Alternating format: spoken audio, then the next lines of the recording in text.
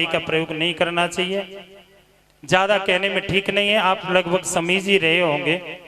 माताओं ने भी श्राप दे दिया बेटाओं को। तो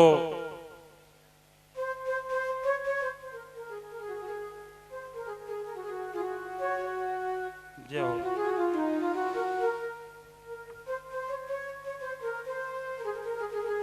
तो उन्होंने कहा, हे भगवान, ये जो कश्यप की, ये जो सर्पों की मां थी, उसका नाम कुद्रू था। कुद्रू कश्यप जी की पत्नी है। कश्यप जी के दो पत्नी हैं, एक कुद्रू और बनिता। जरा ध्यान दें, वैसे तो पत्नी तो बहुत हैं। सर्प और गरुड़ों की माता, गरुड़ की माता का नाम बनिता है और सर्पों की मां का नाम कुद्रू है। एक दिन ये दोनों बनिता और कुद्रू घर से बाहर बैठी थी। देखिए कितना गड़बड़ हुआ है। अब यहाँ घर से बाहर बैठी थी, दरवाजे पर। दरवाजे पे बैठोगी सुबह शाम, घर में कल ही रहेगा। ये दरवाजे पे थी और दरवाजे से सूर्य निकल रहा था। सूर्य निकल रहा था तो सूर्य दिखाई दे रहा था। भगवान सूर्य रथ के घोड़े दिखाई दे रहे थे और रथ के घोड़े वो दोनों देख करके घोड़ों के पीछे विवाद हो गया। घोड़ों के पीछे विवाद हो गया। बनिता बोली, कुद्रू कहती है, देखो सूर्य के घोड़े कितने सुंदर हैं, बिल्कुल काले काले काले काले, कितने सुंदर घोड़े हैं भगवान सूर्य के। बनिता ने कही, ओ बहन, सूर्य के घोड़े काले नहीं है, सूर्य के घोड़े तो सफेद हैं, सफेद, बिल्कुल धवल, बिल्कुल सफेद। इसी बात को लेकर के लड़ाई हो गई। अब बनिता कहती है सफेद है और कुद्रू ने कहा नहीं, काले हैं। अब बनिता कहती है कि मानो सफेद हैं, लेकिन वो कहती है नहीं, काले हैं। देखिए कभी कभी आदमी अपनी बात को सिद्ध करने के लिए झूठ पर झूठ, झूठ पर झूठ बोलता चला जाता है। अगर कोई काम गलत कर दे और आप झूठ बोलें, एक झूठ को छुपाने के लिए 100 झूठ बोलने पड़ते हैं। झूठ पे झूठ। बोले काले हैं, और काले क्या, वो कहती है सफेद हैं और एक कहती है काले हैं। उन्होंने कहा चल देख ले, सफेद हैं। कुद्रू बोली चलो देख लो, काले हैं। चलो चलो हम कल चलेंगे फिर सूर्य को देखने के लिए। अब कल की बात आई। कुद्रू के बेटे हैं सर्प। सर्पों से कहा, बेटा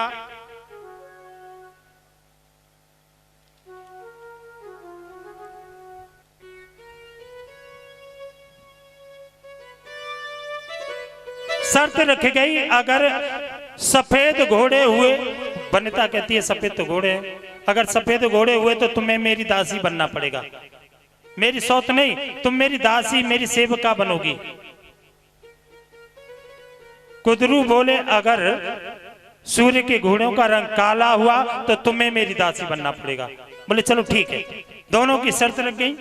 दोनों की जब शर्त लग गई तो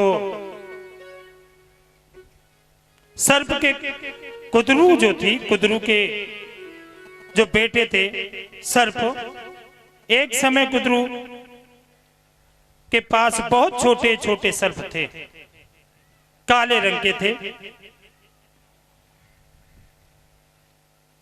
वो छोटे छोटे सर्पों से कहा, कुछ सर्पों से कहा कि तुम जाकर के एक काम करो, चिपक जाओ सूर्य के घोड़ों से, ऐसे चिपको कि वो घोड़े वास्तव में सफेद के काले काले दिखाई दे। जाओ, छोटे छोटे सर्प थे, जाओ और सर्प के घोड़ों से, यानी सूर्य के घोड़ों से चिपक जाओ। हे राजन, हे जन्मेजय, सर्पों ने मना कर दिया। बोले हम ये सब काम नहीं करेंगे, हम नहीं चिपकेंगे उनसे। मना कर दिया था। इसलिए मां की बात नहीं मानी, मां के अनुरूप उन्होंने कहा हम किसी को धोखा नहीं दे सकते, हम नहीं जाकर चिपकेंगे, हम धोखा किसी को नहीं दे सकते। इसीलिए सर्पों को श्राप दे दिया। बोले जाओ, तुमने मां की बात नहीं मानी तो मैं तुम्हें श्राप देती हूं, तुम्हें आग में जाना पड़ेगा, तुम आग में जाओ और मर जाओ। इसलिए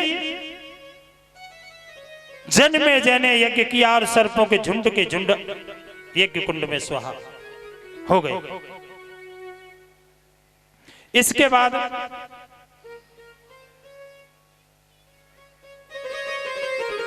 अन्य जो सर्प बचे थे उन सर्पंते कही बेटा तुम घोड़ा के सब चिपक जाओ और काला कर दो उन्हें। छोटे छोटे सर्प थे, उनसे छोटे वाले, आधे बड़े वालों ने मना कर दिया, छोटे वाले थे और वो छोटे वाले माँ की बात मानकर और सर्प के घोड़ों से जाकर के लिपट गए, चिपक गए।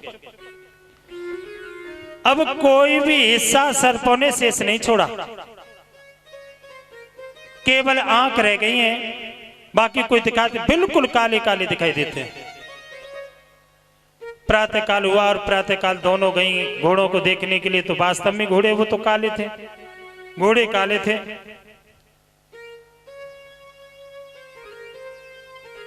ये बात देख करके वे आश्चर्य में पड़ गई। वनिता कहने लगी घोड़े तो सफेद थे, ये काले कैसे हो गए?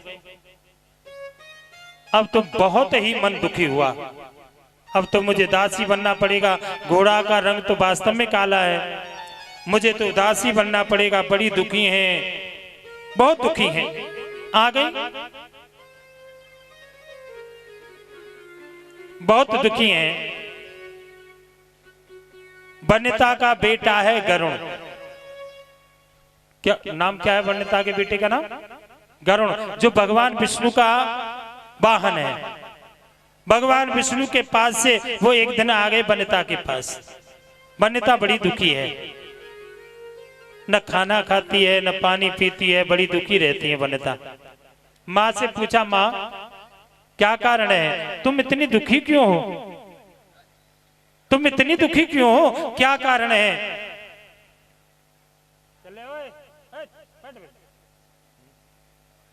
इतनी दुखी क्यों हो? उन्होंने कहा बेटा बात यह है, ऐसे ऐसे वृत्तांत है।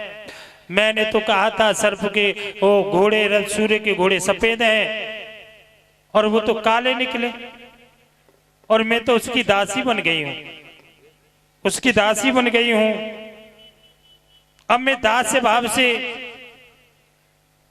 मैं कैसे मुक्त होंगी? वो मेरी स्वामी बनेगी और मैं सेवक बनूंगी।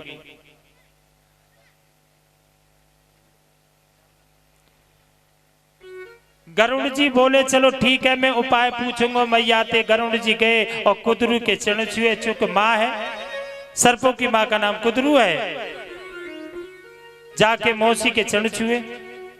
माँ है, मौसी और माँ में अंतर क्या होता है?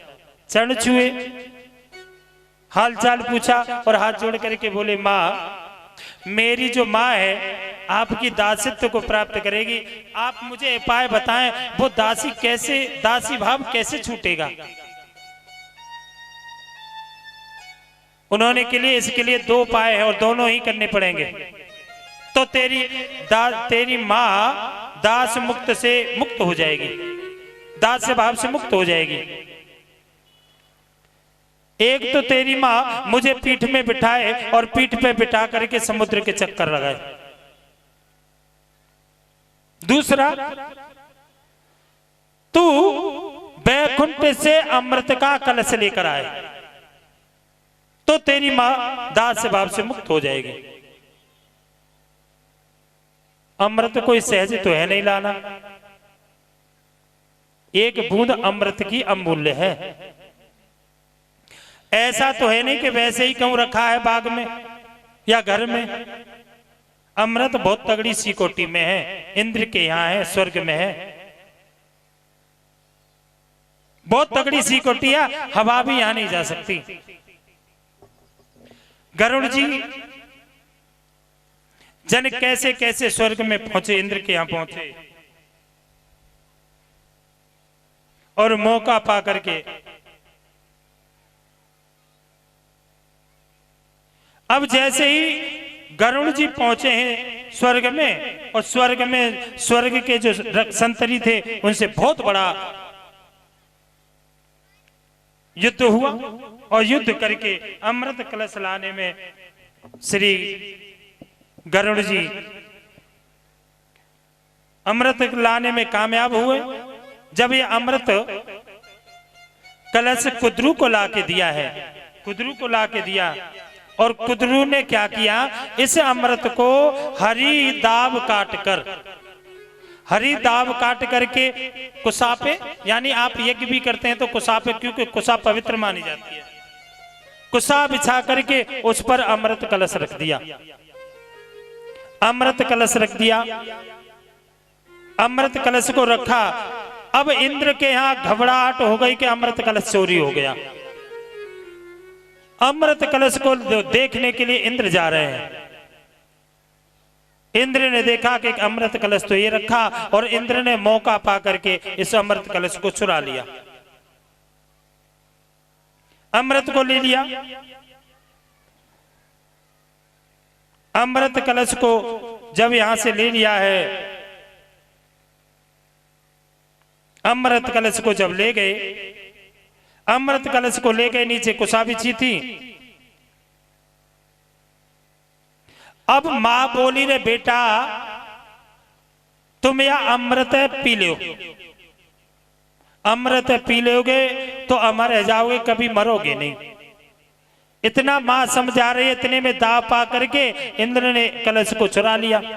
अब देखा तो वहां कलश ही नहीं है, कलश नहीं है तो कलश नहीं है तो बहुत दुखी हुए, मुश्किल से तो अमृत आया और अमृत भी गायब हो गया। मां ने कहा रे बेटा मुझे लगता है कि दाब पर अमृत गिर गया है, दाब पर ओस पड़ी थी, ओस पड़ करके गीली हो गई थी, ओस पर ओस की बूंदें चमक रही थी दाब पर, दाब पर जब ओस की, उन्होंने कहा बेटा आप अमृत पी लीजिए, अमृत था ही नहीं। अब सारे के सारे सर्प दाब पर जो बूंदें पड़ी थी ओस की, उस दाब को चाटने लगे। और दाब कितनी पैनी होती है, कोई भी शरीर छुप जाए तो भाले के समान काम करती है।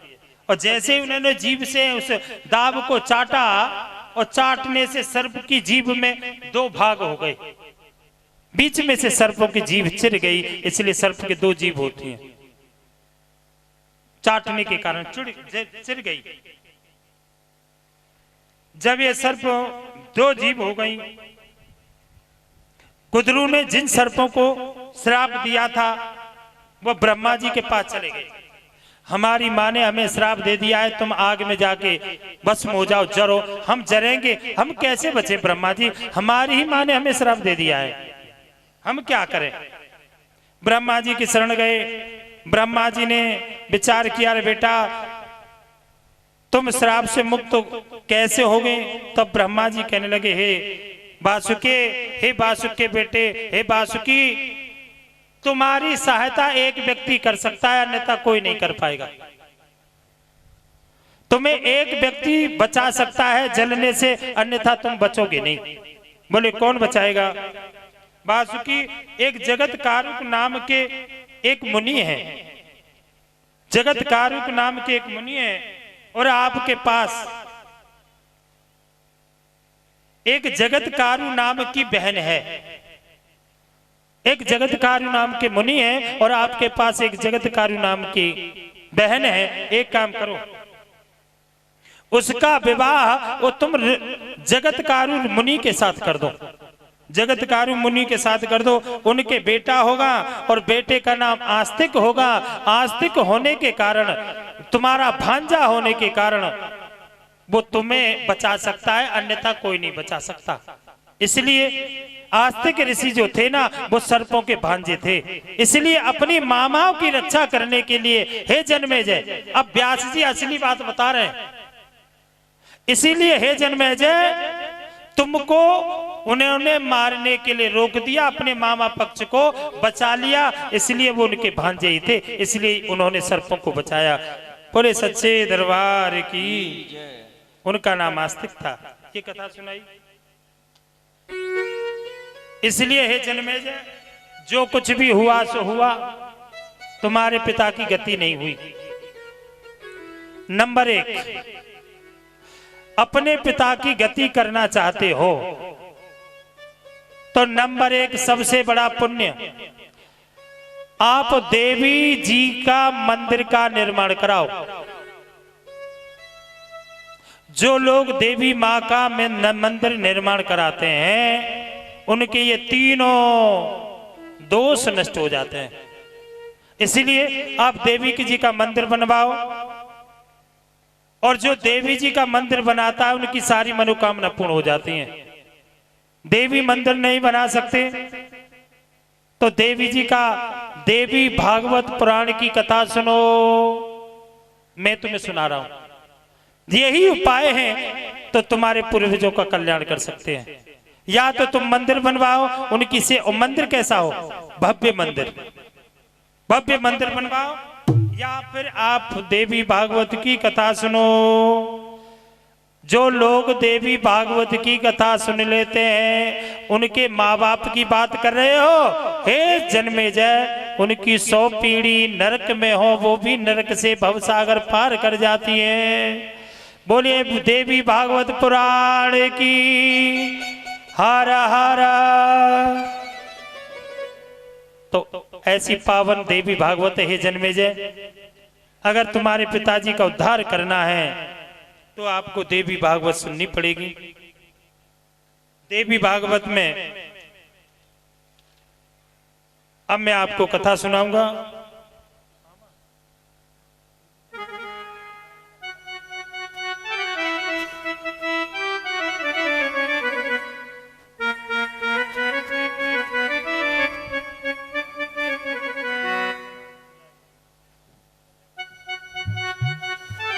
तो ये कथा सुनाई।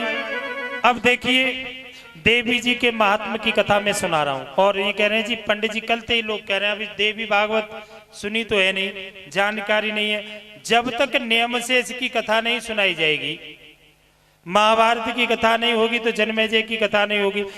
देवी भागवत व्यास यानी परीक्षित का कल्याण नहीं हुआ तो देवी भागवत की ऐसी महिमा है कि अगर बेटा भी इस कथा को सुने, नाती भी इस कथा को सुने, उसकी 100 पीढ़ी भवसागर से पार हो जाती है, को नरक में नहीं जाती। ऐसी कथा अब मैं देवी की प्राकट्य की कथा सुनाता हूँ, देवी के महात्म्य की कथा सुनाता हूँ। देवी मैया कौन है, कहाँ है, कैसी हैं, ये सब अब मैं तुम्हें सुनाने के लिए जा रहा हूँ। देवी मैया का क्यों पूजन करना चाहिए और देवी की कथा क्यों सुननी चाहिए, ये कथा मैं तुम्हें सुना चुका। इसलिए अगर 3 दोष होते हैं, पितर दोष, अहुतों का दोष और बहुतों का दोष, ये तीनों का दोष शांत हो जाता है। हे राजन, अब मैं एक बात बताओ। श्री जन्मेजय कहते हैं गुरु जी से, हे गुरुदेव एक बात बताओ, वास्तव में प्रधान देवता कौन है? क्यों जी, हमारा प्रधान देवता कौन है? बहुत से लोग तो कृष्ण माने। प्रधान देवता कौन है? कृष्ण। बहुत से देव राम जी माने, बहुत से लोग विष्णु माने, बहुत से लोग शंकर भगवान माने, बहुत से लोग ब्रह्मा जी माने, बहुत से लोग गुरु ने माने, और अब तो ऐसे नाना पंथ है गए महाराज, अब तो कछु कहबे की बात ना जन कौन कौन ने सर्वस्व माने। आज सो जमानो ऐसो है गो काऊ को आदमी नेक अच्छो काम कर दे, नेक प्रतिष्ठा है जा वो ये देवता बना दे, सब अपने प्रधान बना दे। वास्तव में आखिर ये प्रधान देवता है कौन? कौन है सबसे बड़ी शक्ति? राम बड़े, कृष्ण बड़े, विष्णु बड़े, कौन बड़े हैं? आखिर है कौन? किसको प्रधान देवता माना जाए? और ये ब्रह्मांड की रचना मेरी, आपकी, इनकी जो कुछ भी दिखाई दे रहा है वो सब किसने बनाया और किसकी रचना है?